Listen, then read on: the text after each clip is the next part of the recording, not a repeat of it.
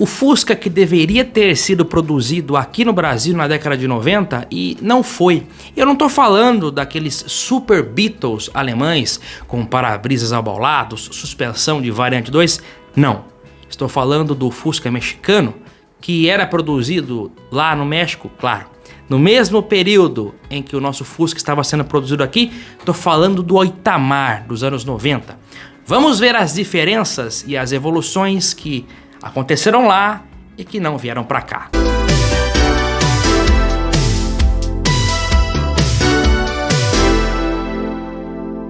Olá amigos do canal PL, bem-vindos a esse canal que traz a literatura automotiva e nostalgia. Para mim é um prazer que você esteja aqui.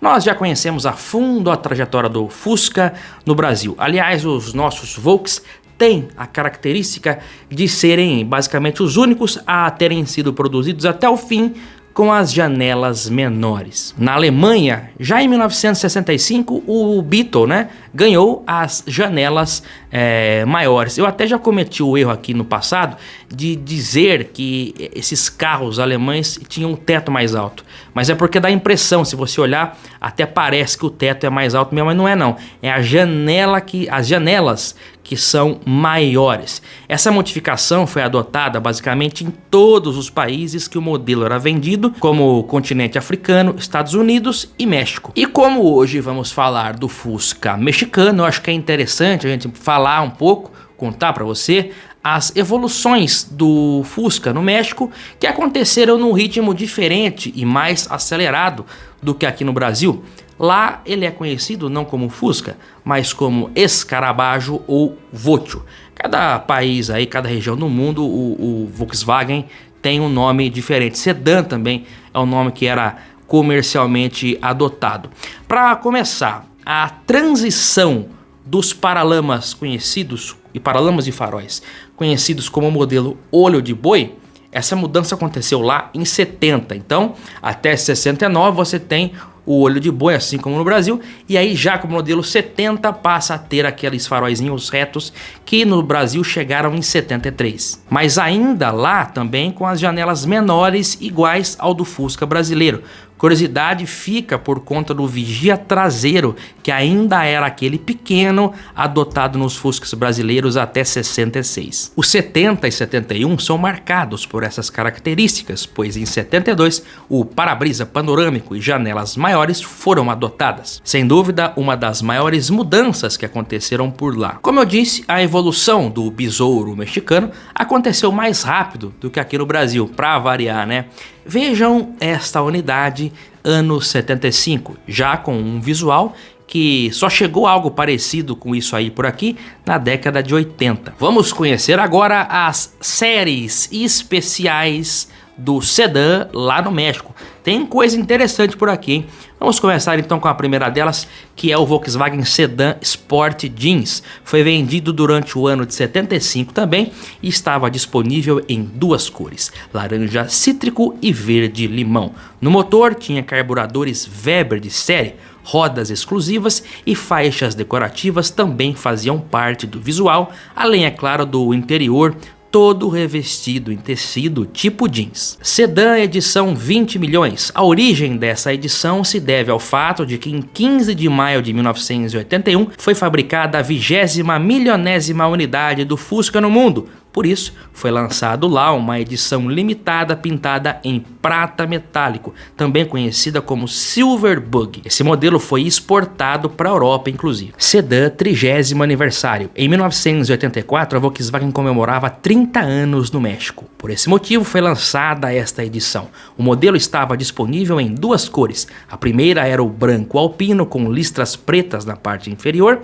e estofamento em veludo. O segundo era o amarelo, com estofamento de veludo também amarelo e painéis internos em vinil branco. Sedã GL. Esse modelo também era conhecido como Wolfsburg Edition e foi lançado em 1993. A principal característica dessa edição era que ele só podia ser encontrado em três cores: azul aço metálico, cinza cetim metálico e vermelho indiano perolizado.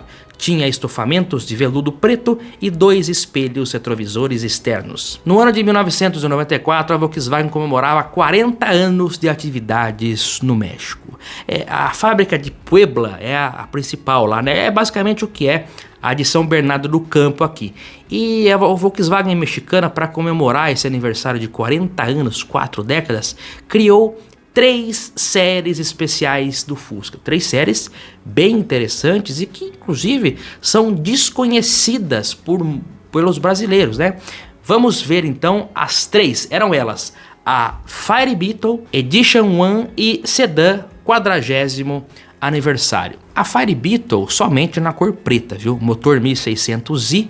Já vou falar sobre isso inclusive, estofamento vermelho e preto, rádio Volkswagen Clarion, vidros escurecidos e rodas esportivas de liga leve aro 15. O Edition 1 era reconhecido facilmente pela pintura rosa metálica, mecanicamente era igual ao anterior. Por dentro tinha bancos exclusivos, sistema de som com toca-fitas e alto-falantes no tampão e luz de freio auxiliar.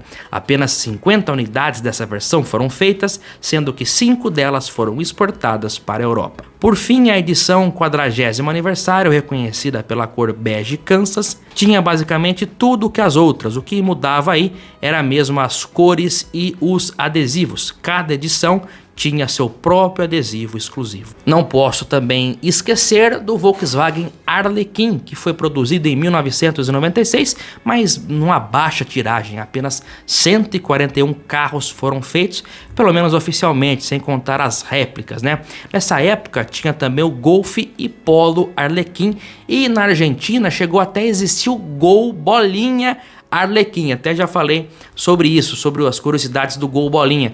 Curiosidades da indústria. Injeção eletrônica. É isso mesmo. Se no Brasil o único Ar-Cooled que foi equipado com isso foi a Kombi, o Fusca, inclusive o México é o único país do mundo em que o Fusca foi produzido com injeção eletrônica. Este item e o catalisador foram adotados em 1993, mas por questão de emissão de poluentes, né? Porque a cidade do México é uma cidade que sempre teve um alto índice de poluição. Vamos ver um catálogo de um Fusca 1600i do ano de 93. Então aqui nós notamos na primeira capa, né, o emblema 1600i e adesivo mesmo, não era emblema físico, né, um adesivo colado. Essa tampa traseira também é uma tampa diferente do nosso. Aqui internamente, ó, o painel é diferente, né? O padrão dos bancos lembra um pouco do Gol CL. Os botões aqui do painel também são quadrados num formato que não existiu no Brasil. Vamos ver mais aqui. Curiosamente, essas rodas aqui são familiares a nós, né? A maioria dos Fuscas lá, eles saem com as rodas que são conhecidas aqui como rodas do mexicano, né? Mas esse modelo 93 chegou a sair com essa roda 15, que saiu largamente no Brasil, em vários modelos, né? E saiu lá em 93 essa roda. Também o pisca aqui ficava embutido já no para-choque, alguma coisa que foi tendência de acessório aqui no Brasil, e lá era algo de série. Vamos ver mais imagens, está aqui. É um catálogo do Fusca 1600i de 1993. Agora nós temos imagem já do ano de 94. Aqui ele está de novo com as rodas do mexicano, né? É difícil até saber se era opcional, mas aqui já conta com injeção, né?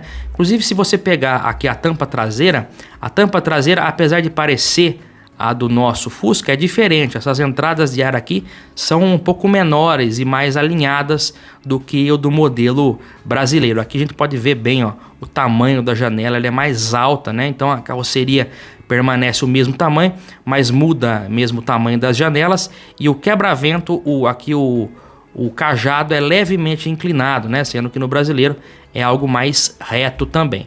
Tá aqui a parte frontal. E também lembrando aqui a ausência, né, dos piscas que passam a ser no para-choque. O México é o país onde mais se produziu Fusca no mundo. Sua produção perdurou de 1964 a 2003, nada menos que 39 anos. A última edição do Fusca teve para os mexicanos o mesmo peso que a última edição da Kombi teve para nós brasileiros. Foi limitada a 3.000 carros, sendo que 1.500 eram num tom de bege e os outros 1.500 num azulzinho claro. Algumas unidades já vieram importadas para o Brasil e eu já tive a oportunidade de mostrar duas. Uma delas lá no acervo do Camilo Cristófaro e a outra em São João da Boa Vista na coleção do Ailtinho Garage. O canal PL já mostrou presencialmente duas unidades do Fusca mexicano. Que coisa, hein? A gente nota que ele era mais evoluído que o nosso mesmo, né? Principalmente pela questão eu já ia falar teto, porque pra mim, quando eu vejo esse Fusca, ele parece ter o teto mais alto, mas é por causa da janela. É uma ilusão de ótica que acontece. Mas a gente vê que a evolução foi muito maior, né? Enquanto o nosso Fusca deixou de ser produzido em 86, o Fusca mexicano continuou, né? 87, 88, foi até 2003, de 93 a 2003 com injeção e catalisador, catalisador diferente do nosso inclusive. Não era o mesmo, porque a saia traseira também tinha um desenho próprio. São curiosidades do Fusca mexicano que algumas coisas poderiam até ter sido implementadas no Brasil, mas não foram e agora é história. História, você sabe onde tem, é aqui, na Sessão Nostalgia, no canal PL.